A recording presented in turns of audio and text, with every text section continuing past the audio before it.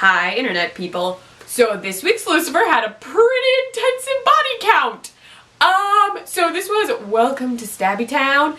And so the episode literally opens, there's this woman like running for her life and someone's chasing after her with a knife and she gets stabbed like a bunch of times and no one's able to stop him. And then,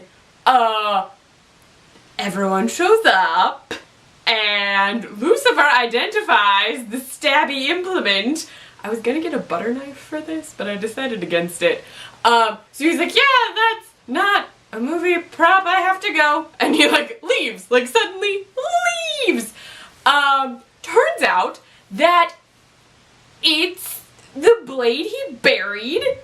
So it's Death's blade, like it wants to kill things, and it's gone. So, he gets Amenadiel and Maze, and he wants them to help him figure out where the blade went, and, Amenadiel's like, yeah, we need that. How?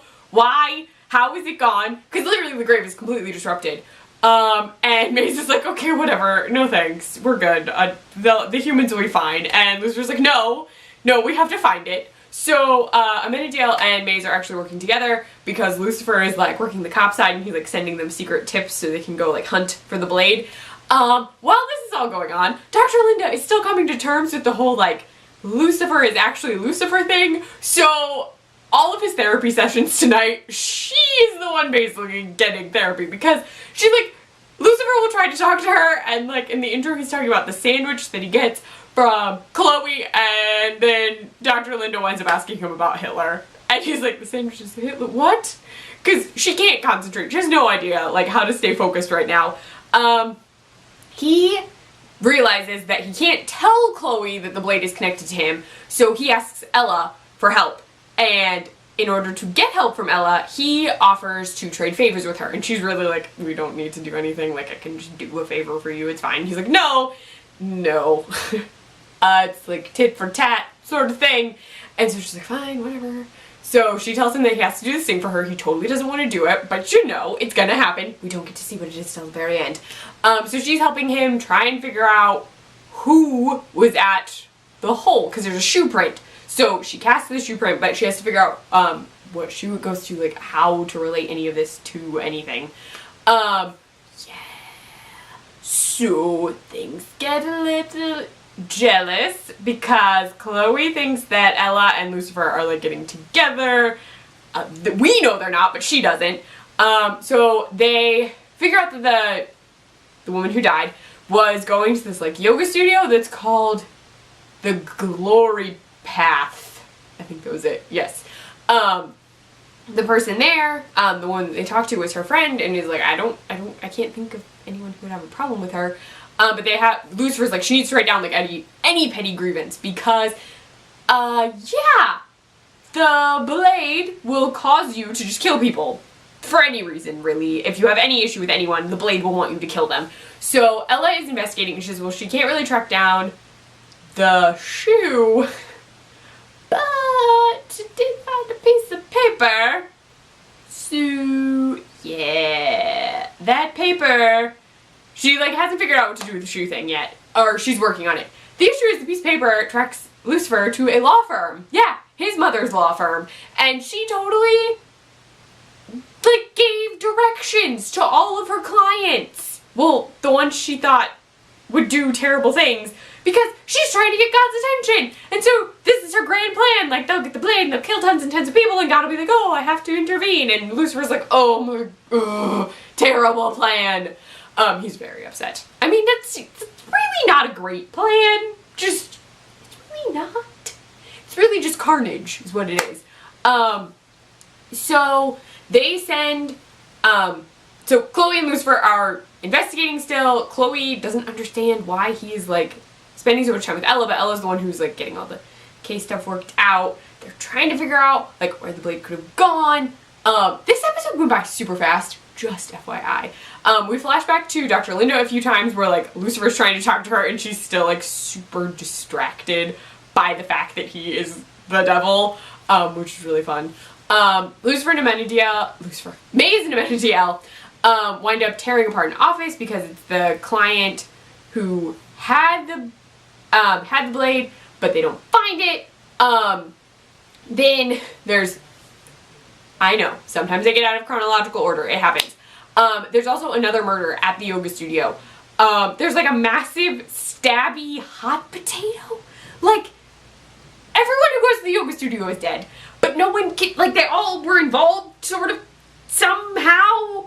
Yeah, no idea. There's a lot of stabbing, and Ella's very excited because she's like, this is gonna be at the panel. Like, she's gonna present this as research. And Lucifer is literally the one who was like, it was like a hot, like, murderous hot potato. And Chloe said, that's insane. Why would it, why? But yeah, no, he and Ella agree, and then they, like, demonstrate sort of what happened. They're trying to find the yogi, because he wasn't there, the, like, head of Glory Path. I'm calling him the yogi. I don't know if he identified as yogi, but whatever. They finally track him down, and they're, like, are asking, like, was he involved? He hasn't been at the studio. And when they do that, he reveals that he's actually gained weight, and that's why he hasn't been going. He was wearing, like, a girdle. And Lucifer's like, what? So they, like, still haven't found the blade. Lucifer is looking, and yeah.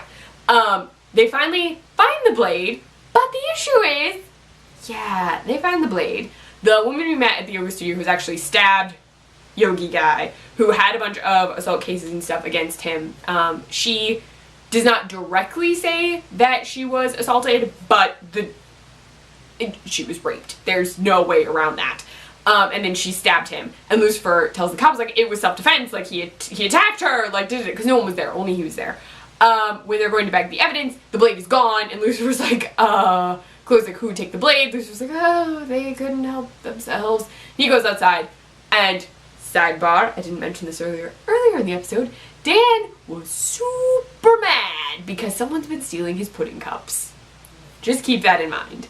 So Lucifer finds Dan by the pool, and Dan has the blade, and then blames Lucifer for ruining his marriage, and the two of them get into a fight. Lucifer's trying to survive.